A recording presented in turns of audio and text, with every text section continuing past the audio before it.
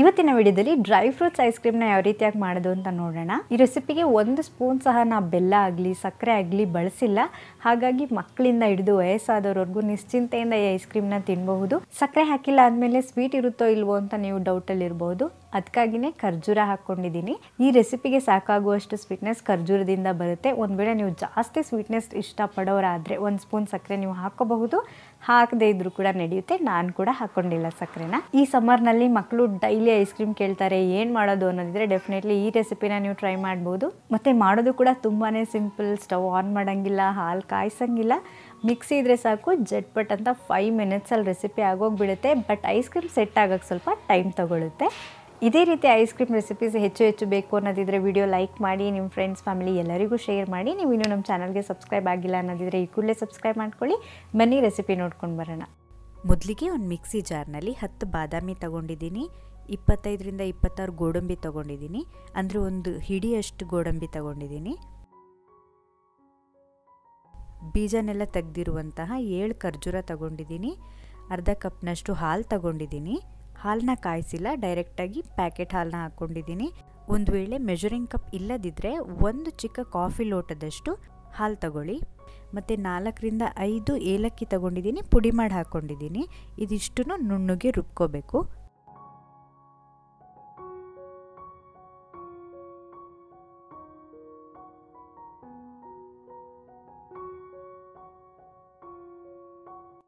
ಇವಾಗ ಮತ್ತೆ ಅದೇ ಮಿಕ್ಸಿ ಜಾರ್ನಲ್ಲಿ 4 ದೊಡ್ಡ ಚಮಚದಷ್ಟು ಅಂದರೆ 4 ಟೇಬಲ್ ಸ್ಪೂನಷ್ಟು ಹಾಲಿನ ಪುಡಿ ಹಾಕ್ಕೊಂಡಿದ್ದೀನಿ. ಮತ್ತು 1/3 ಕಪ್ನಷ್ಟು ಹಸಿ ಹಾಲು ಹಾಕ್ಕೊಂಡಿದ್ದೀನಿ, ಅಂದರೆ ಚಿಕ್ಕ ಕಾಫಿ ಲೋಟದಲ್ಲಿ 3/4 ಭಾಗದಷ್ಟು ಹಾಲು ಹಾಕ್ಕೊಂಡಿದ್ದೀನಿ. 250 ml ಅಷ್ಟು ಅಮೂಲ್ ಅವ್ರದ್ದು ಫ್ರೆಶ್ ಕ್ರೀಮ್ ಹಾಕ್ಕೊಂಡಿದ್ದೀನಿ, ಅಂದರೆ 1 ಕಪ್ ಫ್ರೆಶ್ ಕ್ರೀಮ್ ಹಾಕ್ಕೊಂಡಿದ್ದೀನಿ.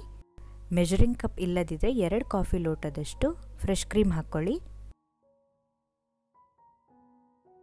ಮತ್ತು ಇದನ್ನು ಮಿಕ್ಸಿನಲ್ಲಿ ಒಂದು 2ರಿಂದ 3 ನಿಮಿಷ ಮಿಕ್ಸ್ ಮಾಡಿಕೊಂಡ್ರೆ ನಮ್ಮ ಐಸ್ ಕ್ರೀಮ್ ಮಿಕ್ಸ್ ರೆಡಿಯಾಗಿ ಹೋಗ್ಬಿಡತ್ತೆ.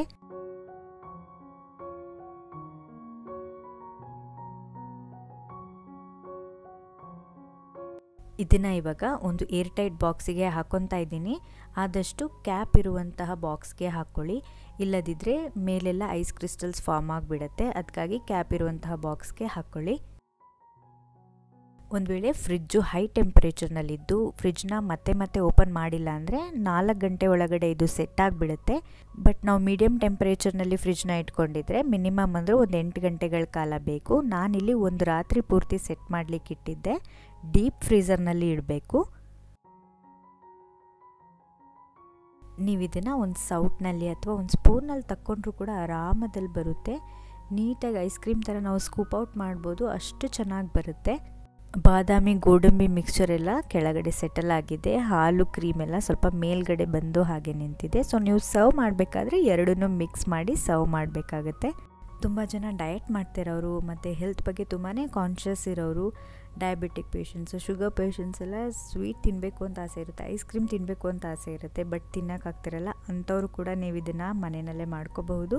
ತುಂಬಾ ಟೇಸ್ಟಿಯಾಗಿರುತ್ತೆ. ನಿಮಗೆ ಗೊತ್ತು ಸಹ ಆಗಲ್ಲ ಇದಕ್ಕೆ ಸಕ್ಕರೆ ಹಾಕಿಲ್ಲ ಅಂತ. ನಾನಿಲ್ಲಿ ಗೋಡಂಬಿ, ದ್ರಾಕ್ಷಿ ಮತ್ತು ಚೆರಿ ಹಣ್ಣು ಹಾಕ್ಕೊಂಡು ಸರ್ವ್ ಮಾಡ್ಕೊತಾ ಇದ್ದೀನಿ. ನೀವು ಕೂಡ ಟ್ರೈ ಮಾಡಿ ನೋಡಿ, ಹೇಗೆ ಬಂತು ಅಂತ ಕಮೆಂಟ್ ಮಾಡಿ ತಿಳಿಸೋದನ್ನು ಮಾತ್ರ ಮರಿಬೇಡಿ.